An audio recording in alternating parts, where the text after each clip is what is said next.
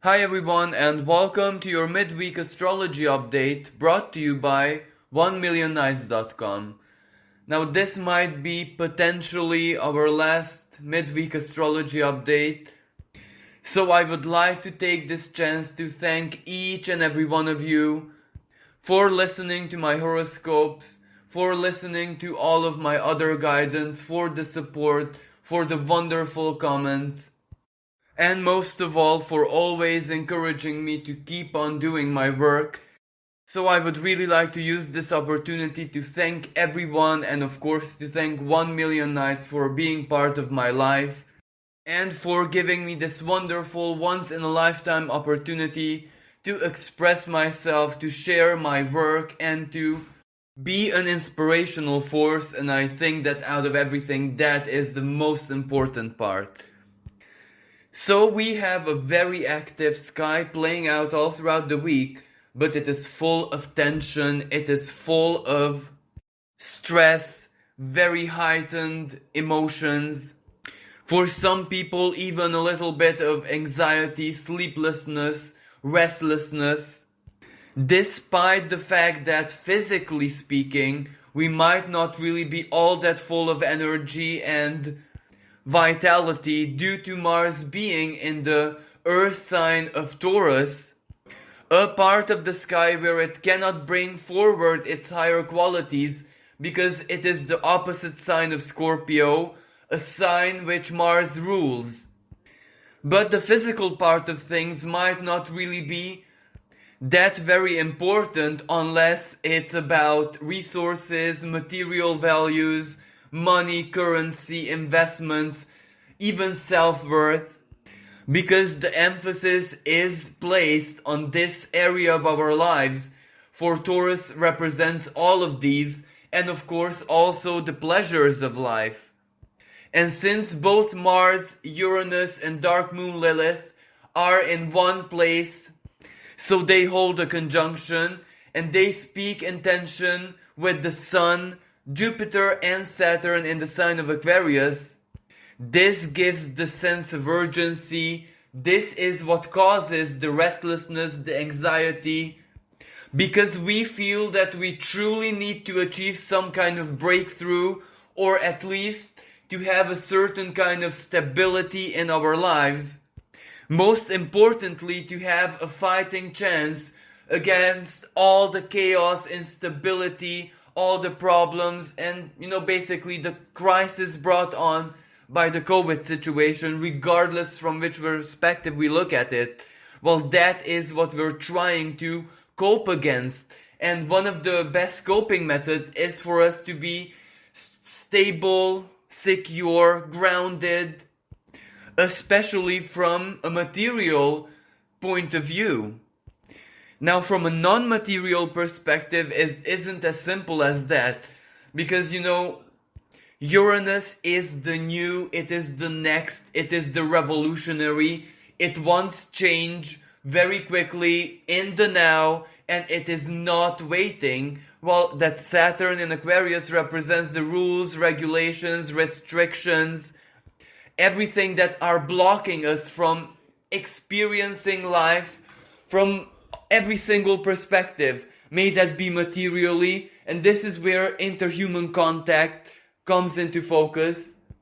Because Dark Moon Lilith in the sign of Taurus, well, she wants to experience life through all our senses. She wants the hugs, she wants the taste, she wants the smell, she wants to experience everything, and she is not going to wait, especially because Mars is also there, Uranus is also there, and this is a very electric combination where we might not have any other chance but to listen to our instincts, to listen to our desires, to our needs.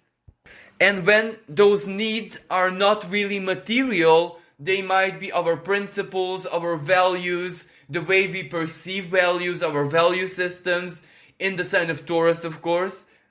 And that Saturn is our situation in the present moment, what is available and what isn't available for us personally, regarding our plans, our goals for the future, what we want to experience even in the close future. Now, when there is a massive contradiction between those two elements, what we desire and what we are allowed to experience, as in Saturn in Aquarius, now that is a kind of tension which is not going away anytime soon, because Saturn and Uranus are going to be holding this type of conversation all throughout 2021. In the middle of February, their conversation of tension gets exact for the first time. Then we have another meeting in the summer, and then a final one in the winter in December 2021. But without Mars in this equation, this energy is going to be playing out totally differently, because neither Uranus and Saturn, especially in the sign of Aquarius, isn't really personal. It is more about the collective, the rulers, the leaders, against the representatives or even the individual. But the individual in this case has to be part of a collective, because alone it has absolutely no chance in an ideological battle, because you need someone to share your philosophies, your vision, your view, your plans, your modus operandi, so to speak. So this part of the energy is going to be simply a collective one, not as much individual. But right now, in the present, because Mars is there, it is very, very personal. So that's why this period is going to be felt through in the most intense, in the most urgent, critical way by the individual, because of the presence of Mars. Later on, as I said, this energy is still going to persist, but it is going to lose the Martian factor from it. So it's going to be experienced totally differently. As in, it might not bother us that much in the sense of our immediate and most urgent needs, but it might just bother our, life view, our principles, our philosophies, but that is totally different. And to make the present moment situation a little bit tougher, while Neptune already perfects its square with the North Node in Gemini, and as we know, the North Node is our karmic path forward. Whatever we have to accomplish, how we have to accomplish it. And Neptune is the planet of illusions. That is one of its symbolism. So right now we might not really have all the knowledge, all the information, all the truth and clarity, safe, sound, logical plans available, due to the external situation, of course. Like, let me just give you a very small example. In many places all throughout the world, if you ask authorities right now whether they are going to open the schools or not, they will just say that they don't know, and they cannot even provide estimative answers, because the situation is that unstable from every perspective, even legal one. So it is all these small things built up, because yes, there is schools, but there is also banks, there is also paperwork, there is also inconveniences with many people's jobs, livelihoods, etc. So all these things added up, all these uncertainty, insecurity, well, they do confuse us, they do cause a lot of fear, and they do cause a lot of illusion. Because even those individuals who might not really have anything to fear, well, they might still lose their sense of security, and that is an illusion. Now, another way this Uranus squaring Saturn is playing out on the world stage, well, it is all this contradictory information and even scientific data analysis, etc., about potential medicines, about drugs which might be a miracle cure, not to mention the vaccines and, every part of this COVID situation. Well, it is a very controversial subject. There are so many different opinions, points of view, which contradicts each other. And the thing is, we cannot actually say which one is correct or incorrect, because every theory makes perfect sense in its own way, but at the same time, none of them do. So it's really a matter of choice, what we choose to work with, what we choose to believe, what we choose to adapt as our guiding principle. And one of the safest courses of action to take in the present moment is to just admit that none of us hold the ultimate truth, and it's absolutely fine to be confused and not to know right from wrong in certain times in life, because whenever our minds don't make sense of a situation, well, it's not really a problem, because we have so many different types of intelligence that can help us. There is, for example, intuition, which doesn't really need any kind of external information for us to just feel what is right and wrong for us personally. There is the primordial intelligence of our instincts, deeply rooted in our genes, our reptilian brains basically. So our instincts, our gut feeling can also tell us what is good and what isn't for us personally, or at least warn us if there are any dangers. And yet another valuable source of guidance is the heart and the heart space. And this isn't just a spiritual principle. The heart even physically has a neural network, so electricity courses through it. It also has a certain kind of electromagnetic field, which is even stronger than the brain's, and all of this is due to scientific research. This is measurable science and not so much spiritual philosophy, and this is even a scientific version that there is some kind of intelligence within our hearts, even physically. So that means that whatever our feelings tell us, whatever our hearts, our deepest emotions, our passions tell us, well, that is an undeniable truth for us personally. Of course, we have to rationalize it. Of course, we have to filter it. Of course, we have to apply greater wisdom. But whenever we are totally confused and no other sources of rationality and logic can help us, well, whatever is alive in our hearts, that might be our truth. And there is a very specific reason why I'm highlighting this. Well, just tomorrow, we have a very powerful, intense, shocking, surprising full moon in the sign of Leo. And Leo rules the heart. It rules the heart-based truth, because it is basically the symbol of our creativity. But we cannot create, we cannot express ourselves in a creative fashion if we do not know who we are. So we do have to know the truth inside our hearts, especially about us, our identity, our own beings. And tomorrow's full moon is going to be speaking in a T-square, so an aspect of maximum tension, both to Uranus and Mars and Dark Moon Lilith in the sign of Taurus. And the Sun is also going to be conjunct Jupiter, Jupiter amplifying, expanding all of this. So we're in for some very intense moments tomorrow. But of course, this also has a really positive side, because this is a really, really dynamic energy, especially informationally, whatever truths.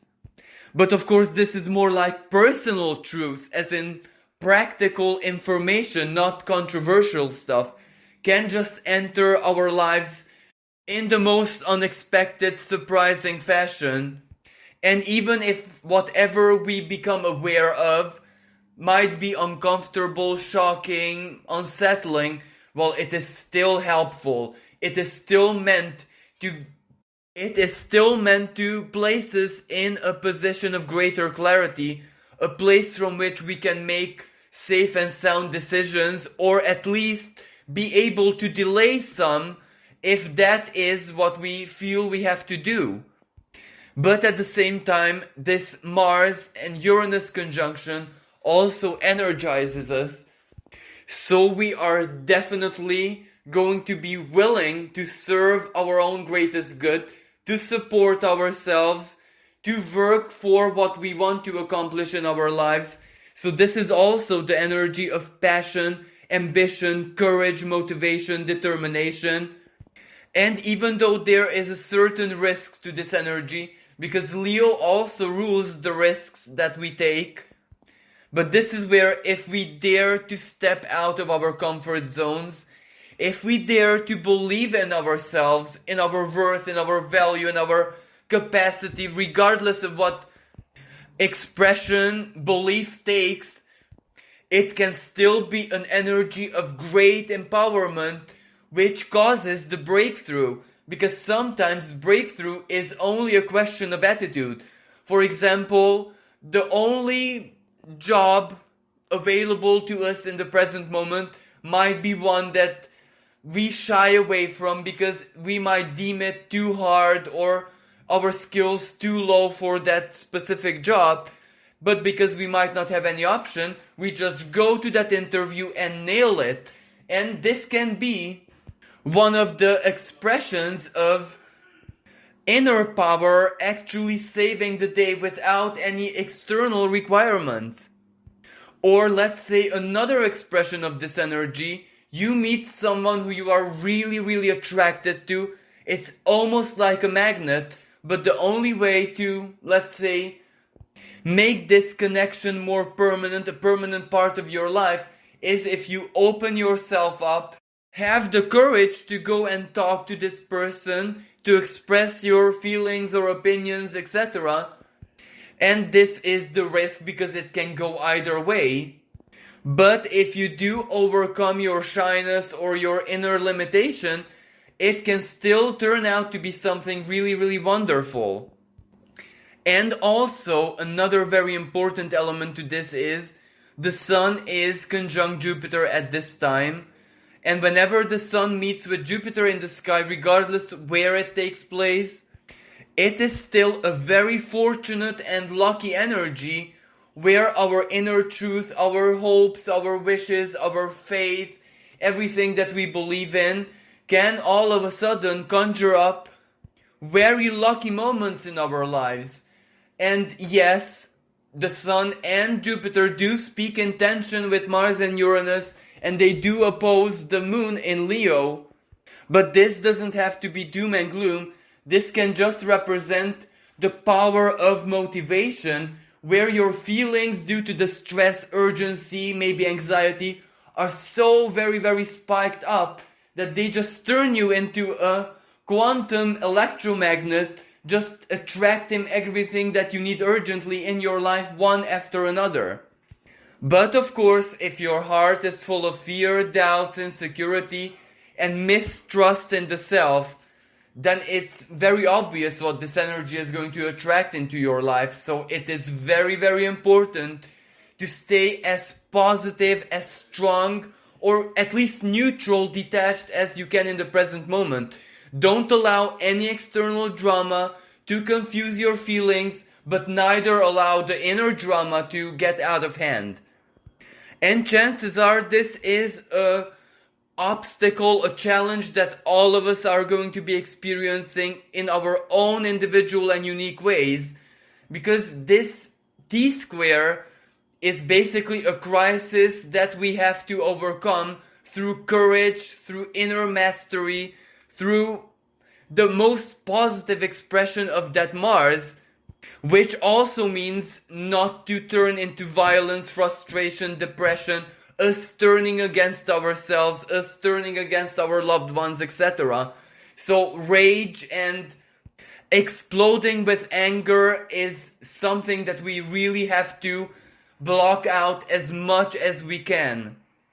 And it won't be easy because chances are that most of us do have at least one urgent pressing matter in our lives which we must resolve without delay, without any compromises. Or if it's a compromise, because a full moon sometimes does represent a certain kind of soul level compromise that we accept. But regardless, we do have some kind of crisis in our lives that needs to be resolved very, very quickly. And this full moon just gives us the power, the strength, the courage, and of course the urgency to do just this. Now, to make things even more multidimensional, there is another energy in the sky which is just as important, just as impactful as the full moon. And ironically, it also becomes exact on the day we have the full moon in Leo. We're talking about the Venus and Pluto conjunction. Now, Venus and Pluto do meet in the sky every year, but I do feel that this year it is going to be a little bit more important than it usually is. Well, first of all, because Venus and Pluto do meet at around 25 degrees of Capricorn, a degree which is very, very close to where last year, so 2020, 12th of January, Saturn-Pluto conjunction took place in the sky. So this might be on one hand a reflection of whatever happened to us. However, the Saturn-Pluto conjunction transformed our lives, our reality, our principles, our own personal rules and regulations, our relations with the self, and of course with other people, our relations to work, to job, to all of the symbolism of Capricorn life path, for example. And also another important factor is that after Venus meets with Pluto, well, very soon she is going to move over to meet with Saturn and Jupiter in the sky. So whatever this Pluto-Venus conjunction is going to trigger in our lives, it is definitely going to be part of our future. So it is going to be at least one brick in our foundations. Now, of course, this energy can be perceived in so very many different ways. I personally perceive it in three nuances, so to speak. One of them is definitely about everything that we love, because Venus is the queen of our emotions, the queen of the heart. And also, she does rule value, money, finances, currency, etc. But the value is actually bestowed upon money or whatever that may be by the heart, by our feelings. It has to be valuable for us personally or at least collectively in order for that value to be able to exist materially, so to speak. So it is something or someone that we love, and that love is going through a transformation. So one of its dimensions or way of expressions is ending and another one begins. So more practically, what can this mean? Well, it can be, for example, a relationship that was always part of your life, of your everyday normality, is transforming. It can mean that a lot of people under this energy are going to re-specialize themselves, as in materially, job-wise. It can be an important wake-up call to use certain things which are definitely valuable. For example, a skill, a talent, a knowledge, know-how, expertise, or something that you're good at, which of course you haven't used very often in your life, or maybe it belongs to the past. Well, all of a sudden, whatever that is, may it be a skill, talent, a know-how, expertise, even connections, it's gonna resurrect and be once again an active part of your life. Like, for example, the ending might be that your job is, well, it's basically ending regardless of the reasons, and you find yourself having to decide what to do next. Either you look for a similar job, but you also have the option to do something totally different and see how that works. It can be, jumping from one passion onto another. Another nuance of this energy absolutely has to do with our emotional worlds, maybe people who we love. So certain relationships in our lives are transforming. Certain people who were part of our old normality are no longer part, and we need to accept this truth that we do need to surrender and give up on certain kind of relationships. But at the same time, Pluto is a fated energy, so something totally new can just enter in our lives and be even better than what we had to give up on. But regardless of how this is going to be playing out, there is one element which is in common in every expression of this energy. That is the need to have stability, reliability, groundedness, and a sense of commitment, regardless of if that is a job, a new career, new study, new people entering your lives, new alliances, new business partners, for example, or a new kind of business, a new project. It has to provide stability, or it has to show guarantees that it's going to last or be viable for the longer term future. And this is very important because Venus and Pluto is also control. It is also our own personal power. And why do we need this control and power? Well, in order to secure that we always have in our lives at least something that gives us joy, that gives us pleasure, that gives us passion and the ability to love something. Venus in the sign of Capricorn. So, this can contradict the Leo full moon, because that is all about risk and stepping out of our comfort zones, daring to go where we haven't gone before.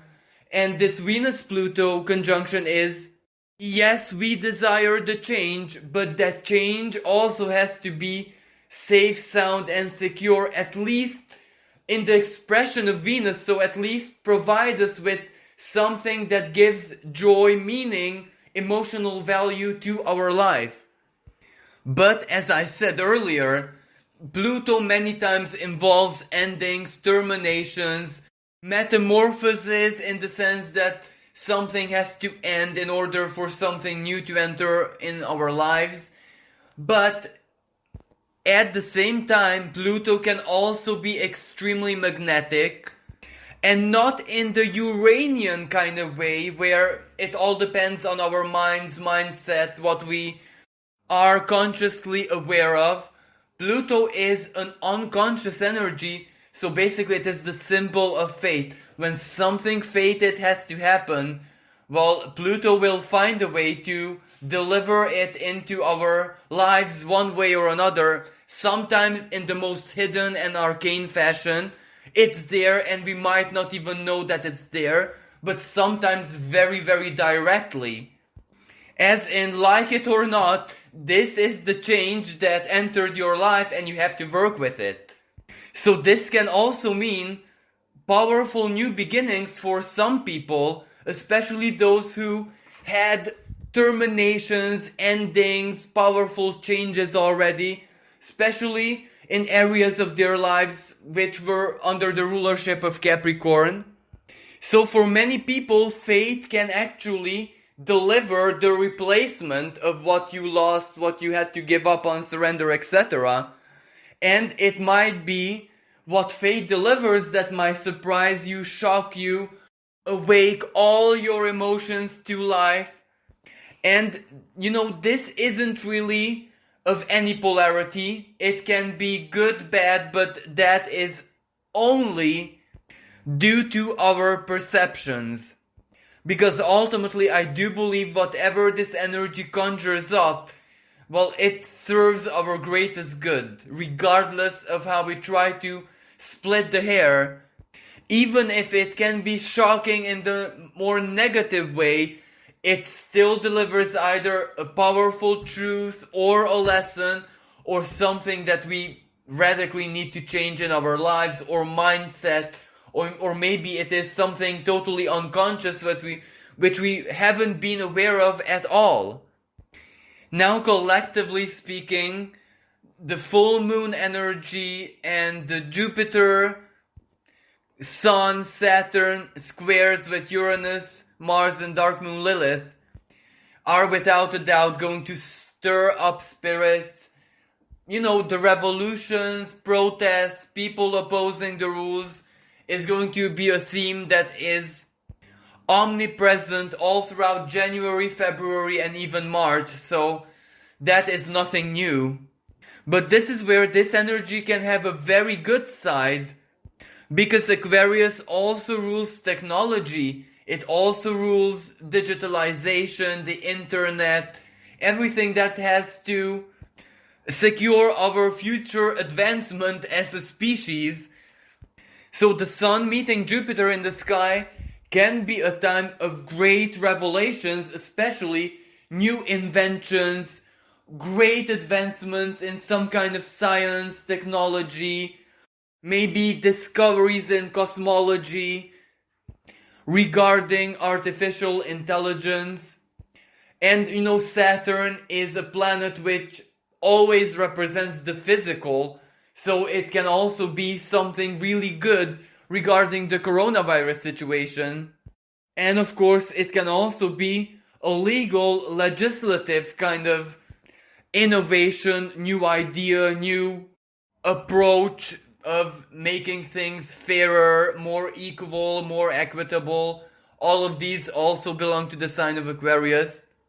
But the true benefits of whatever is going to reach daylight around the Jupiter-Sun conjunction, well, that is definitely going to be contested. It is going to be doubted, questioned, because it might be something way too extreme, or it might challenge customs, traditions, rules, etc. So the battle between the classic ruler of Aquarius, Saturn, and the modern ruler, Uranus. And out of these two planets, it is obvious that Uranus is the more powerful influence.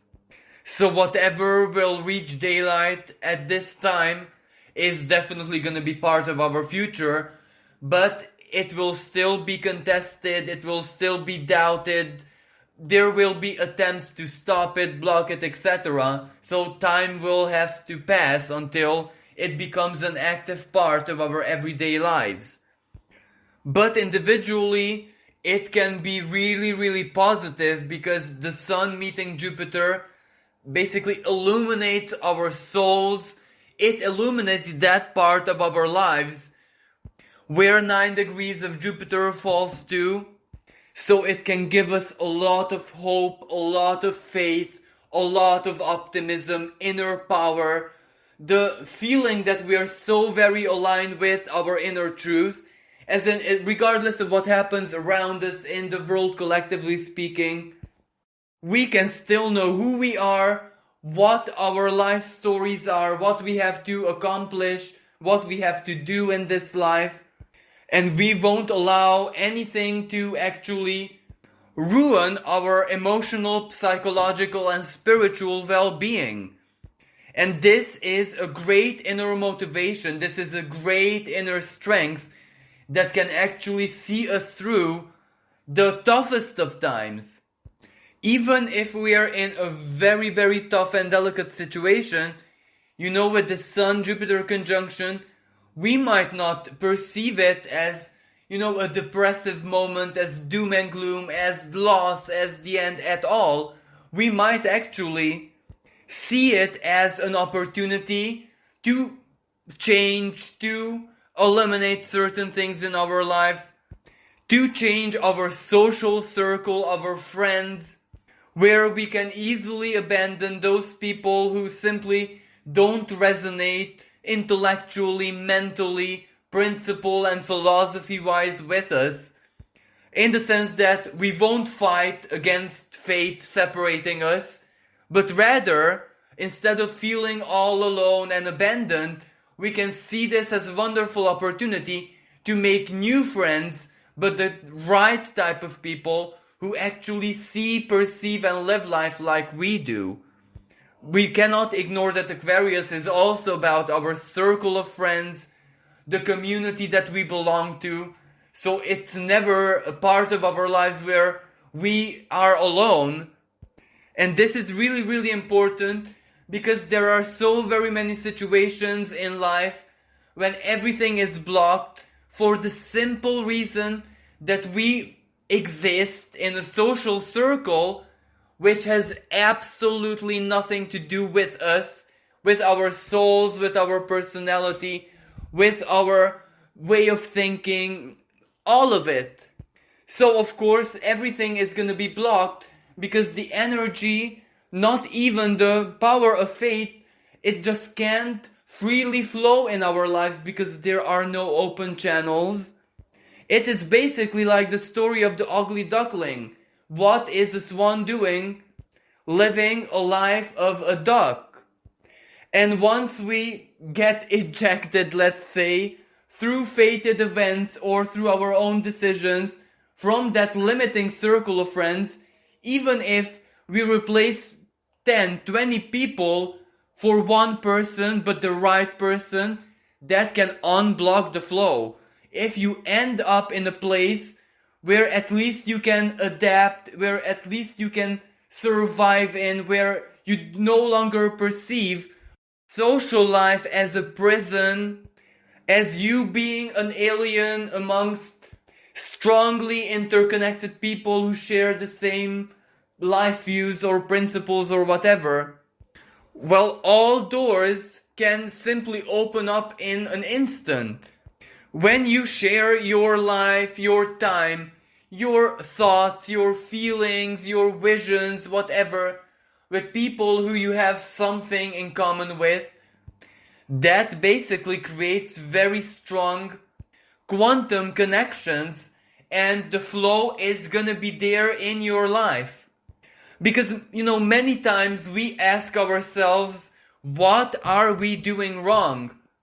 Why aren't we successful when we actually have the mindset, when we have purity of our hearts, our intentions, we embody peace, collaboration, the highest principles, and still our lives are like an eternal winter where everything is always frozen.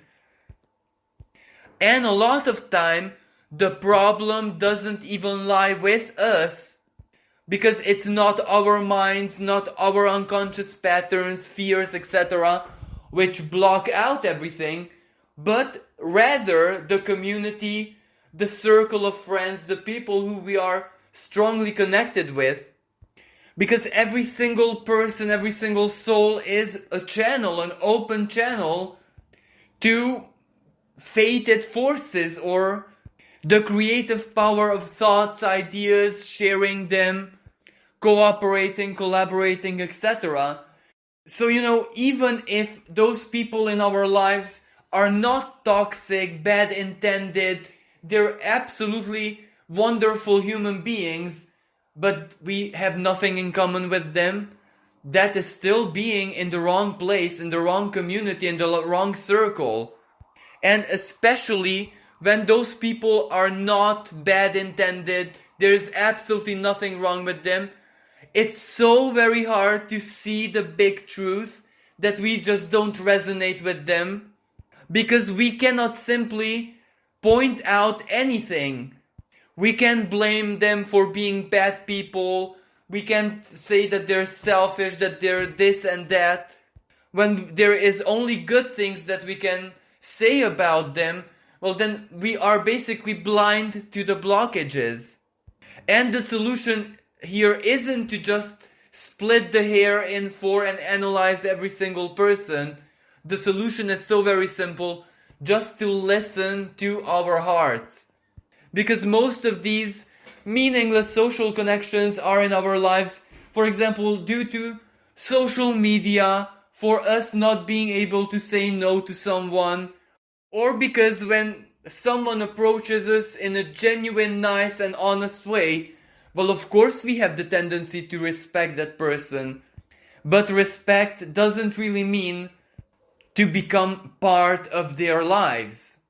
So as I said, the truth is always in the heart. If there is no resonating feelings in your heart, just respect and to honor that person because they're a genuinely nice human being. Well, that is not really enough.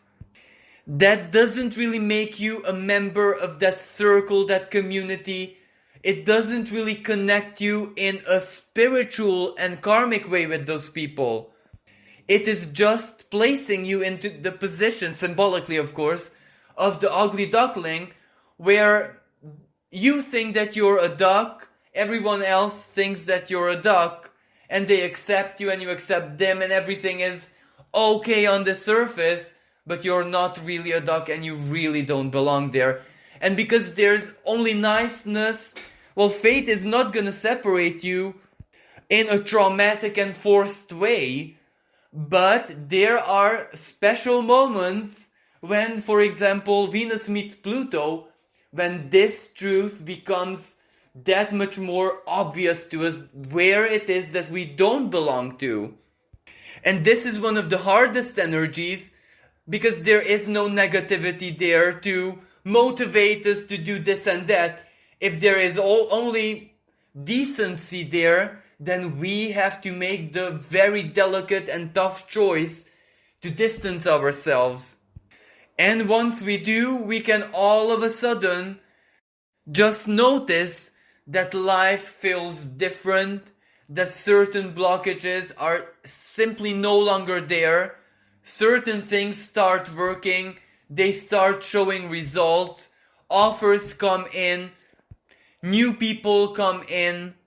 You might start meeting like total strangers coincidentally who leave a very good impression on you.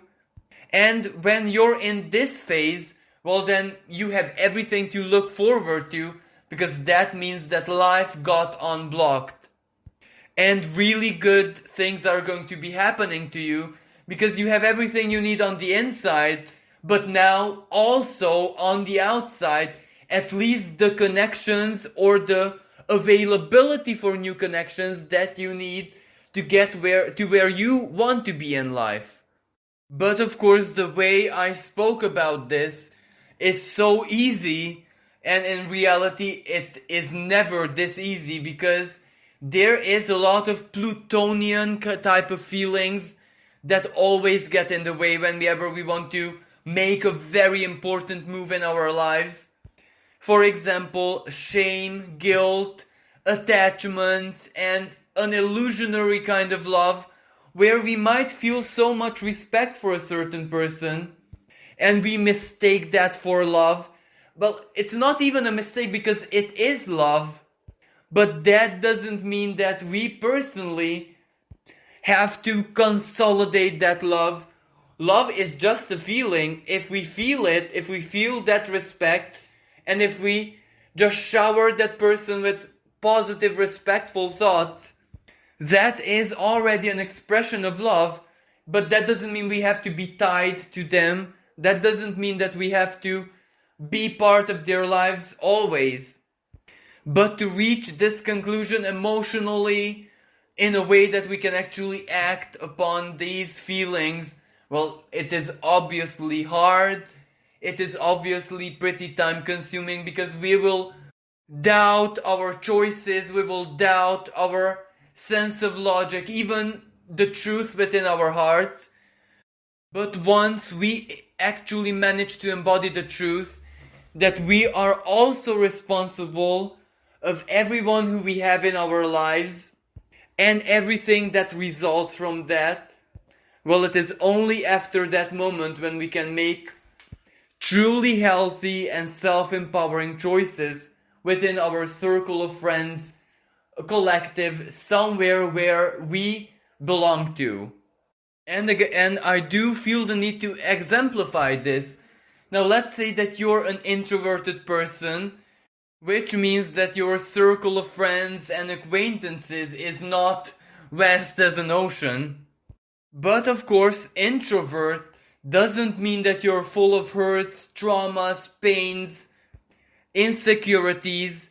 You can simply be a dreamer or a deeply spiritual person, or simply an introvert who just simply likes to spend time with its own being, with the self. And there's absolutely nothing wrong with that.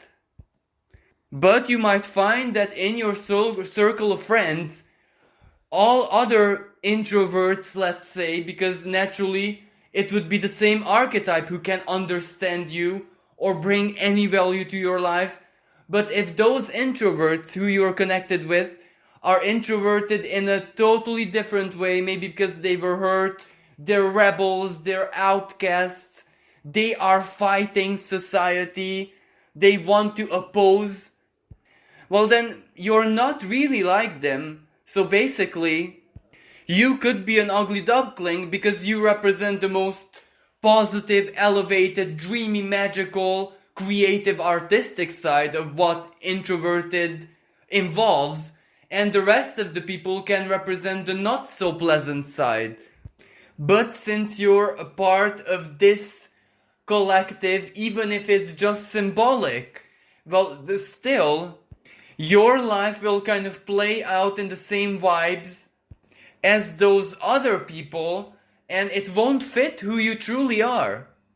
Then in this case, you might be better off having connections with people who are not as introverted, but are just as positive, optimistic, dreamy, and basically happy as you are, but in a different way. Because you can be introverted, but be so happy with yourself, with your life, with your dreams, with how everything is. It can simply feel perfect for you. But if you choose to connect with people on the same frequency, even if they are not your archetype, now that is something truly constructive. That is when new things can really enter your life, rather than if you keep your old connections where everything is blocked and only troubles, pains, obstacles, challenges, misunderstandings seem to be part of your everyday normality. So long story short, with this Jupiter-Sun meeting in Aquarius, our friends are valuable and valid reflections of who it is that we also are. But if we keep surrounding ourselves with the wrong people, the mirror won't be there anymore, because we will think that we are like them, and in truth we are not at all.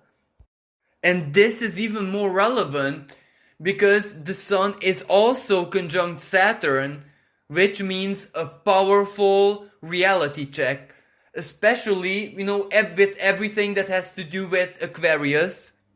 So yes, it is our hopes, dreams, future plans, goals, long-term future, yes, but there is also our circle of friends, people who we are connected with, and where we belong to, the community that we belong to. So chances are, some of us might be really disappointed with certain people and absolutely delighted with other people, because this is one of those karmic moments of the year when people ironically take off the masks and show who they truly are without them even expressively knowing that this is what they're doing. Their gestures, their responses is the mirror showing us who it is that they are. So after this week ends, especially with the Leo full moon tomorrow, we're definitely gonna know where it is that we stand, socially speaking, who supports us, who believes in us, who we can truly collaborate with. And by this I don't mean professionally. I mean the simple act of friendship is already a collaboration in one sense or another. And who it is that we just simply cannot rely on, and as I said, not due to a fault or anything negative, but because they don't resonate with us and who we are, how we are, with our purposes, goals, etc. And there's nothing wrong with that, but the distancing still has to take place in order for us to free this connection.